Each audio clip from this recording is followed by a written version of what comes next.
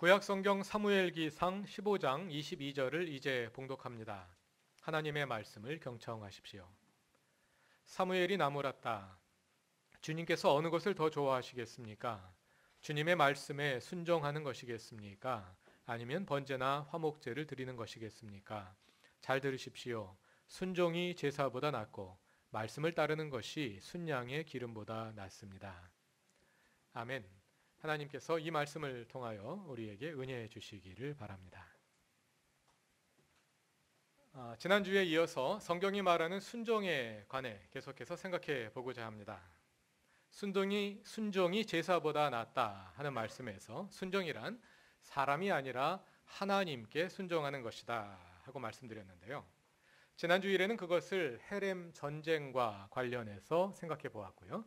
오늘은 그 논지를 우리 삶에 적용해서 좀 더 구체적으로 살펴보고자 합니다. 우리가 일반적으로 순종이라 할 때 그것은 대개 어떤 위계 질서와 관련이 되어 있습니다.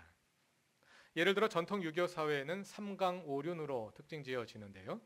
오륜은 부자 유친, 군신 유의, 부부 유별, 장유에서 손가락이 잘 안 올라가네요. 부모 유신 이렇게 다섯 가지지요. 사람들의 관계를 아버지와 아들의 관계, 그러니까 부모와 자녀의 관계, 임금과 신하의 관계, 부부의 관계, 어른과 아이의 관계, 친구 관계 이렇게 다섯으로 나눈 것입니다. 그리고 삼강은 그 관계를 위계 질서로 규정합니다. 군이 신강, 임금은 신하의 강령이 되고, 부위 자강, 아버지는 자식의 강령이 되고, 부위 부강, 남편은 아내의 강령이 된다는 것이죠. 이러한 위계 질서에서 아랫사람들에게 요구되는 것이 순종입니다. 우리의 전통 문화에는 이렇게 위계 질서가 강했습니다. 우리는 그런 문화를 기반으로 기독교 신앙을 받아들이다 보니 기독교는 한국에 들어온 후에 유독 위계 질서가 더 강한 종교가 되었습니다. 유교의 삼강오륜이 교회에도 그대로 들어와 있습니다. 그리고 거기에 목사와 교인들의 관계가 추가되었다고 할 수 있겠습니다. 그러니까 목자가 양의 강령이 된다. 목위 양강. 이럴까요? 그러니까 삼강오륜이 사강육륜으로 늘어났다고 할 수 있겠네요. 이러한 관계 설정에서 교인들은 목사에게 순종해야 한다 하는 주장을 뒷받침하기 위해 여러 성경 구절들이 사용되어 왔습니다. 그 가운데 우리가 함께 읽고 있는 사무엘의 이야기도 사용되는 것 같습니다. 이 이야기에 나오는 사무엘은 종교 지도자로서 오늘의 목사를 대표하고, 사울은 정치인으로서 일반 교인들을 대표한다 하고 읽는 것이죠. 그러나 여러 번 말씀드렸지만 사무엘과 사울을 종교와 정치의 이분법으로 해석하는 것은 성경을 잘못 읽는 것입니다. 그것은 사무엘기상에 나오는 그리고 사무엘기상에 나오는 이스라엘의 장로들은 오늘의 교회 장로와는 전혀 성격이 다릅니다. 사무엘이나 사울이나 장로들이나 모두 정치 지도자들입니다. 그리고 성경의 이스라엘에서는 하나님의 뜻을 실현하는 것이 정치 지도자의 책임입니다. 종교와 정치가 나뉘지 않는 것입니다. 사무엘과 사울의 관계는 목사와 교인의 관계가 아니라 국가 지도자로서 전임자와 후임자의 관계입니다. 두 사람 사이에 차이가 있다면 같은 정치 지도자로서 사무엘은 하나님의 뜻에 민감한 반면에 사울은 하나님의 뜻에 관심이 없었다는 것이겠지요. 사무엘과 사울의 관계를 목사와 교인의 관계로 해석하는 것은 오늘날의 정교 분리의 도식을 성경에 잘못 적용하는 것입니다. 또 교회 안에 존재하는 유교적 위계 질서를 정당화하기 위해서 성경을 오용하는 것입니다. 유교적 위계 질서는 한국의 교회 정치 제도에도 고스란히 들어와 있는데요. 한국 개신교회의 특징은 모든 교파에 장로가 있다는 것입니다. 원래 장로는 장로교회에만 있는 것입니다. 장로교회의 원래 이름은 개혁교회인데요. 개혁교회가 장로 제도로 특징 지어지기 때문에 장로교회라는 이름을 갖게 된 것이죠. 감리교회, 침례교회, 순복음교회 같은 다른 교파들에는 장로제도가 없습니다. 그런데 한국교회에는 순복음교회에 가도 장로가 있고, 감리교회에 가도 장로가 있고, 침례교회에 가도 장로가 있고, 모든 교파에 다 장로가 있습니다. 그러니까 정치 제도로 말하자면 한국교회는 다 장로교회입니다. 왜 그렇게 되었을까요? 유교적 위계 질서가 교회 안에 강하게 살아있는 것입니다. 성경 안에도 위계 질서의 문화가 있는 것이 사실입니다. 그것은 성경이 기록된 시대가 그랬기 때문에 그 당시의 문화와 사고방식이 자연스럽게 들어와 있는 것입니다. 앞에서 삼강오륜을 예로 들었습니다만 삼강오륜에서 임금과 백성의 관계는 군신유의, 군위신강이라는 두 가지로 규정됩니다. 군신유의, 임금과 신하. 이 신하는 왕실에 있는 신하들뿐만 아니라 모든 백성들, 신민들을 다 포함하는 개념이겠죠. 그러니까 임금과 백성은 서로 의가 좋아야 하는데 어떻게 하는 것이 의가 좋은 것이냐 하면 임금이 백성의 강령이 되면 의가 좋은 것이라는 거죠. 다시 말해서 그 시대의 백성이 임금과 좋은 관계를 맺는 것은 곧 임금에게 복종하는 것입니다. 그러니까 예를 들어 로마서 13장에서 국가에 복종하라 이렇게 말하는 것은 국가와 좋은 관계를 맺어라 하는 말을 그 시대의 언어로 표현한 것입니다. 그러므로 오늘날 민주주의 사회에서 우리가 그 말씀을 읽을 때는 단순히 문자적으로 이해하여 국민들에게 국가에 대한 복종을 강요할 것이 아니라 민주주의 사회에서 국가와 좋은 관계를 맺는 것은 어떤 것일까 하고 다시 고민하고 그 방법을 찾아야 하는 것입니다. 성경은 하나님의 계시입니다. 계시란 하나님의 뜻을 인간들에게 열어 보여주신다는 뜻인데요. 계시가 필요한 이유는 인간이 인간의 한계로 인해 하나님의 차원을 이해할 수 없기 때문입니다. 그래서 하나님의 말씀을 사람이 알아들을 수 있는 방식으로 알려주신 것이 계시이고 그 계시를 기록하는 것이 성경입니다. 하나님은 계시하실 때 사람들이 알아들을 수 있게 하기 위해서 사람들의 언어와 문화와 관습을 사용하셨습니다. 하나님이 하나님의 언어로 말하면 아무도 못 알아들으니까요. 사람들이 알아들을 수 있게 하기 위해서 사람들의 언어로 또 사람들의 문화와 관습을 이용해서 하나님의 뜻을 가르쳐 주신 것입니다. 그래서 성경은 하나님과 이스라엘의 관계를 왕과 백성의 관계로 설명하고 바울은 자신을 하나님의 종이라고 말합니다. 또 믿는 사람들은 그리스도의 신부로 비유됩니다. 왕과 백성은 왕정 국가에 있는 것입니다. 자유인과 종을 계급으로 나누는 것은 노예 제도입니다. 그리고 남편이 아내보다 위에 있는 것은 가부장 제도입니다. 헬라어와 히브리어, 왕정 제도, 노예 제도, 가부장 제도가 거룩하거나 특별한 것이 아닙니다.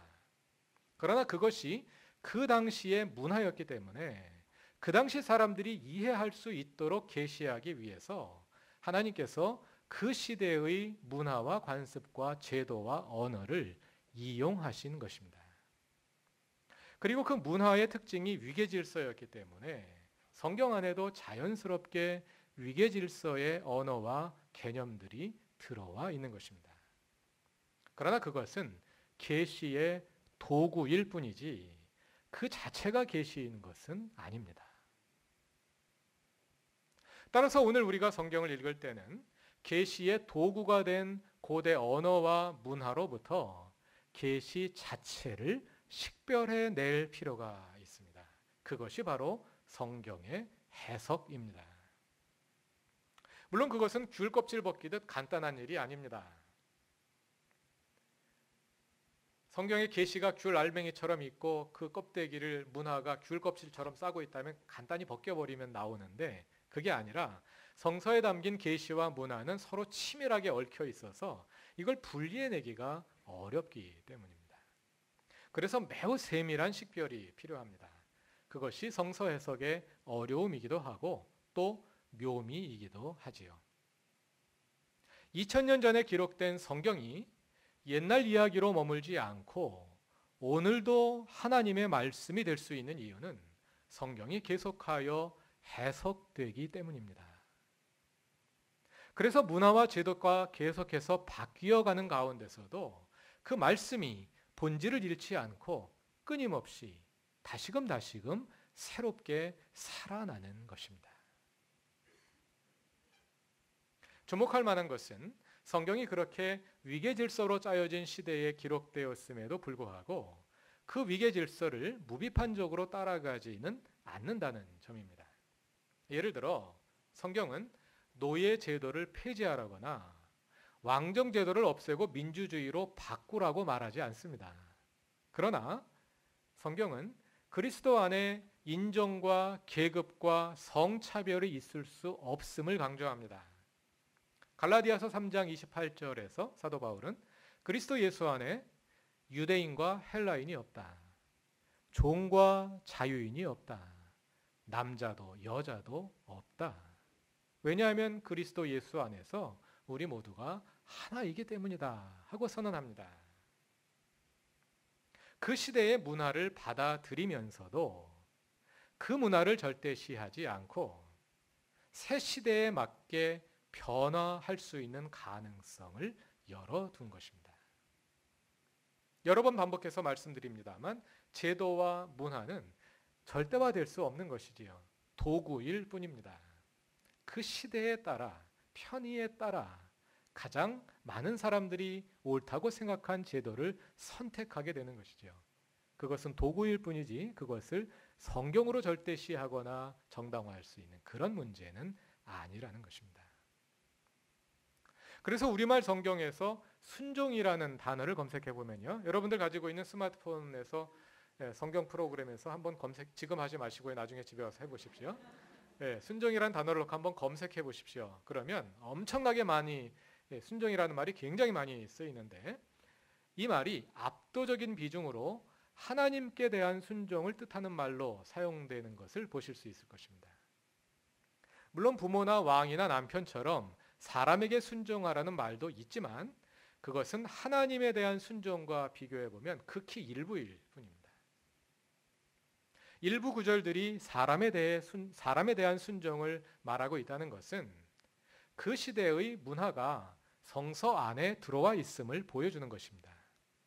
그러나 그럼에도 불구하고 하나님에 대한 순종이 압도적인 비중을 차지한다는 것은 하나님만이 우리의 왕이 되실 분, 사람 위에 사람이 없고 사람 밑에 사람이 없다는 성경의 정신을 강조하여 보여주는 것입니다. 성경이 말하는 순종이란 이렇게 근본적으로 하나님을 향한 순종입니다. 그러나 이와 다르게 우리는 그동안 사람에 대한 순종을 지나치게 강조해온 반면에 하나님에 대한 순종을 경시해온 경향이 있습니다. 하나님에 대한 순종을 경시했다. 그건 받아들일 수 없는데 이렇게 느끼는 분들이 많이 있을 것입니다. 왜냐하면 하나님에 대한 순종이 중요하지 않다고 말하는 사람이 어디 있겠습니까? 그러나 대부분 지금까지 우리가 말해온 하나님에 대한 순종은 성경이 말하는 그 순종의 본질에까지는 이르지 못했습니다. 하나님의 주 되심을 이루는 것이 믿음이라 할 때 로마서 1장 5절이 말하는 것처럼 그 믿음은 순종과 동의어입니다. 하나님을 믿는다. 그 말은 하나님께 순종한다는 뜻입니다. 믿음으로 구원받는다. 그 말은 순종으로 구원받는다는 뜻입니다. 우리는 하나님께 순종함으로 구원받는 것입니다. 순종은 행위이지 않습니까? 그런데 지금까지 행위는 구원과 관계없는 것이었잖아요. 그러니까 하나님에 대한 순종이 제대로 대우받지 못해온 것이지요. 순종은 믿음의 본질입니다. 그러나 우리는 그동안 믿음을 교리와 동일시함으로써 순종을 우리의 구원을 위해 있어도 되고 없어도 되는 덕목으로 하나의 선택 과목으로 취급해 온 것입니다. 하나님께 대한 순종이 이렇게 제자리를 찾지 못해온 반면에 그동안 사람에 대한 순종은 지나치게 강조되어 왔습니다. 특히 순종이 강조되어 온 대상들을 찾자면 국가, 부모, 또 교회에서는 목사에 대한 순종이 강조되어 왔다고 말할 수가 있겠는데요. 목사에 대한 순종에 대해서는 앞에서 말씀을 드렸고, 국가에 대해서 한번 이야기를 해보죠. 많지는 않습니다만 성경은 몇 곳에서 국가에 또는 왕에게 순종하라 또는 복종하라고 말합니다. 앞에서 예로든 로마서 13장이 있고요. 베드로전서 12장 13절 이하에도 그런 말씀이 나오고 또 몇 구절이 더 있습니다. 성경의 이런 권면은 왕정제도의 배경에서 이해해야 합니다. 왕정제도에서는 왕이 곧 국가입니다. 그리고 국가는 백성 위에 있습니다. 그러므로 백성이 국가와 바른 관계를 맺는 것은 곧 국가에게 복종하는 것이죠. 그러나 오늘날과 같은 민주국가에서는 이런 설정 자체가 불가능하지 않습니까? 왜냐하면 민주국가에서는 국민이 국가이기 때문입니다. 국가는 국민의 의지의 총화로 만들어진 것이고 정부는 국민이 선택한 국민의 심부름꾼일 뿐입니다. 그러므로 민주국가에서는 국민이 정부에 순종하는 것이 아니라 정부가 국민에 순종해야지요. 그것이 민주국가가 왕정국가와 다른 점이지 않습니까? 국민에게 순종하기 위해서 정부는 먼저 국민의 뜻을 잘 알아야 합니다. 그래서 정부는 늘 국민과 소통하기에 힘써야 합니다. 그리고 언론은 정부의 뜻을 국민에게 전달하기보다 그 반대로 국민의 뜻을 정부에 전달하기 위해서 더 애써야 합니다. 정부의 결정사항을 국민에게 전달하는 것은 국정홍보처의 역할이지요. 언론이 국정홍보처로 전락하면 안 됩니다. 왕정시대 국가는 국민을 가르치고 계도하는 자리에 있었습니다.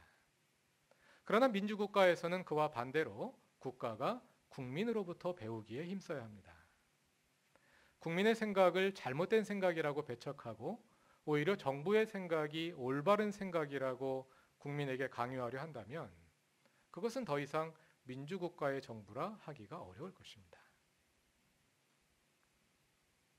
이와 함께 한 가지 더 생각할 것은 부모에 대한 순종입니다. 성경은 부모에 대한 순종을 다른 사람들에 대한 순종보다 더 비중 있게 다룹니다.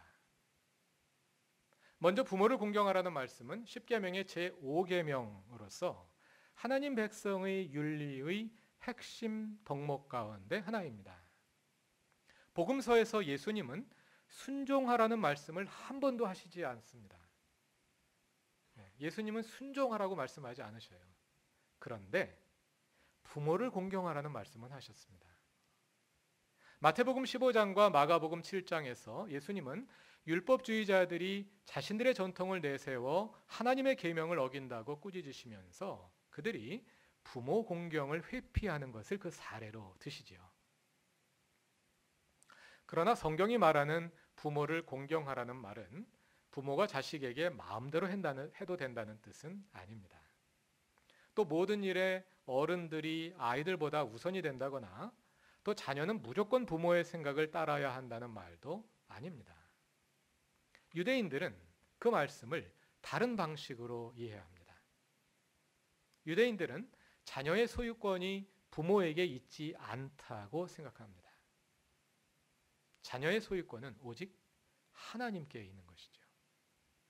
그래서 부모가 자녀를 자기 마음대로 할 수 없다고 생각합니다. 유대인들은 부모의 가장 큰 책임 가운데 하나가 자녀 교육이라고 여기는데요. 그 교육이란 부모가 강령이 되어 부모의 생각을 자녀에게 주입하는 것이 아닙니다.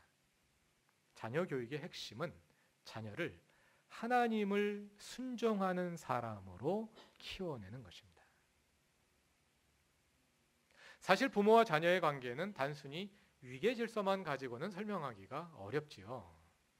자녀에게서 부모란 나의 생명의 출처로서 나의 모든 일들에 대한 결정권을 가진 지도자이기도 하고 일생에서 가장 먼저 만나는 선생님이기도 하지만 가장 가까이에서 시중을 들어주는 봉사자이기도 하고 또 나를 위해 내 대신 일하는 일꾼이기도 하지 않습니까?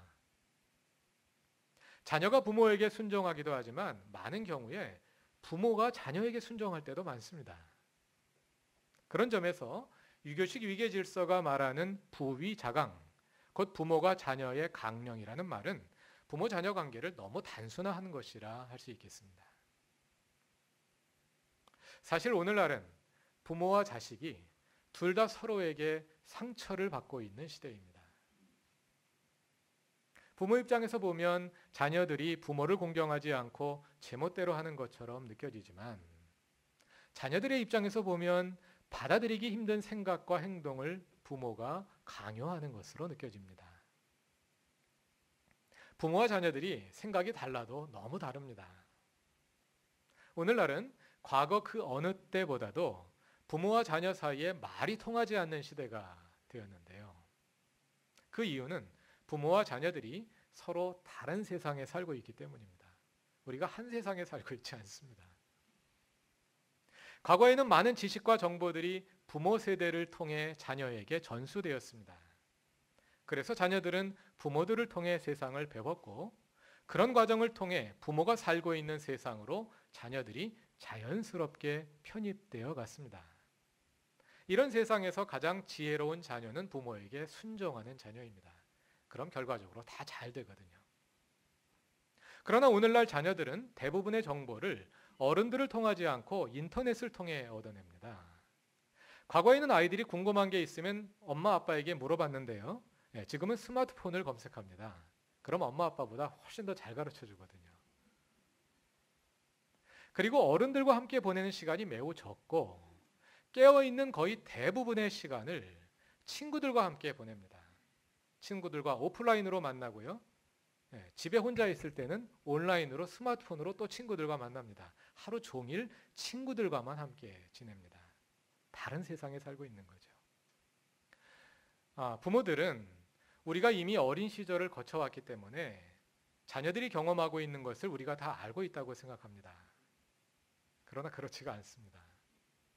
지금의 자녀들은 부모들과는 전혀 다른 세상에 살고 있기 때문입니다.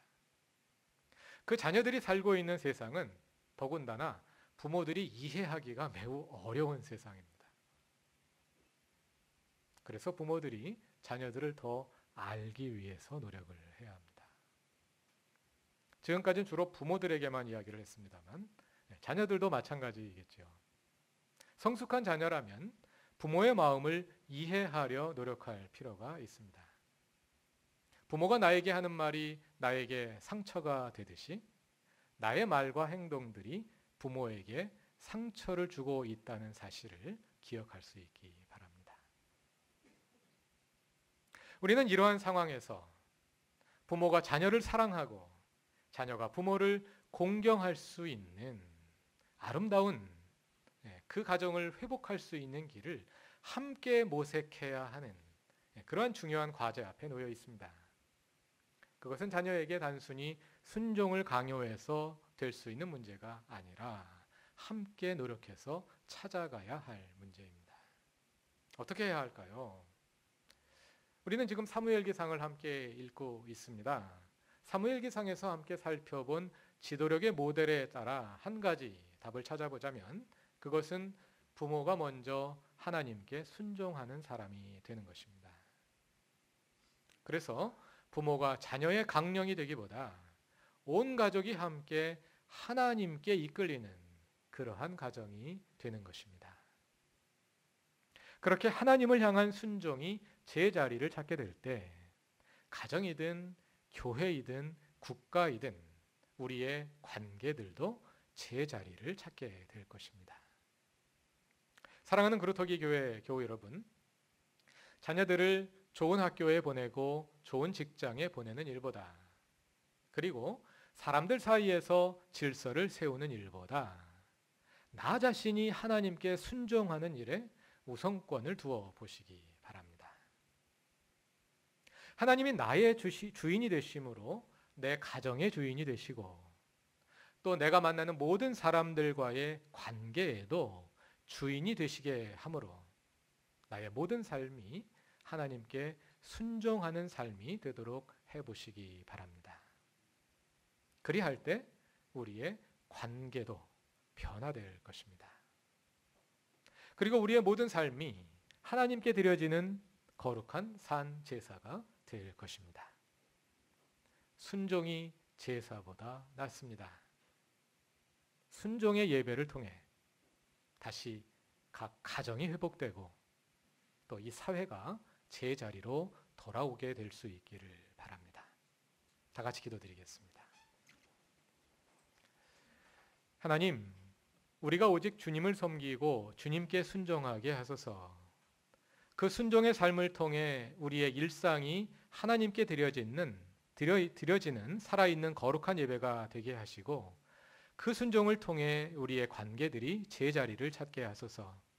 그래서 섬김을 받기보다 섬기는 사람들이 되게 하시고 우리의 섬김을 통해 가정과 교회와 사회가 회복되게 하옵소서. 아픔이 있는 가정들이 많습니다.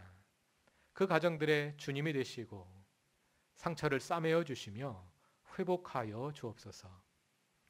이 나라의 어른들이 어른답게 하시고 젊은이들이 젊은이답게 하셔서 사회가 그 온전성을 회복하게 하옵소서. 예수님의 이름으로 기도드립니다. 아멘.